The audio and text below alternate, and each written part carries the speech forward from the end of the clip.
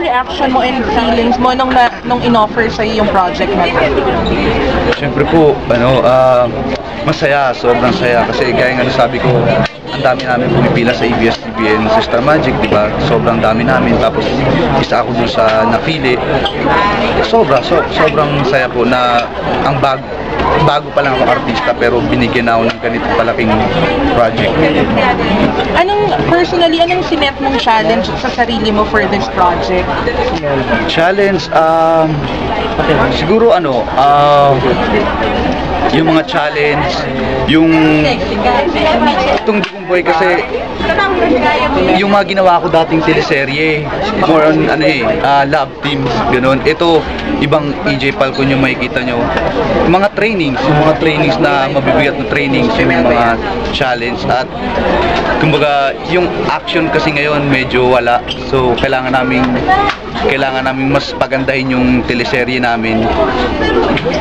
Kasi di ba nag-start ka pa lang sa showbiz, sinabi mo na gusto mo talaga maging action star. Anong pakiramdam na finally, ito na binigyan ka na i-launch ka as an action star talaga? Sobra kung nakakataba ng puso. Sobrang saya ko. Yun nga, fan talaga ako ng action. Tapos binigay na to sa akin ngayon. Dati pangarap ko lang, napapanood ko lang. Tapos ngayon ako na pala yung gagawa. Masaya po. Yun nga, malaki talaga yung tiwala ko sa creative team, sa lahat, sa director, sa staff na mapapaganda namin itong Dugong Buhay. Anong training yung ginawa mo? Di ba iba yung mga actors? Lahat na yata ng trainings sinabak namin. Yung kanina, yung nakikita niyo sa trailer, yung kalisong, yung knife, kali. Ayun. At marami kami mga martial arts training na mga cinematic para yung mga daya, di ba, pang TV. Yun.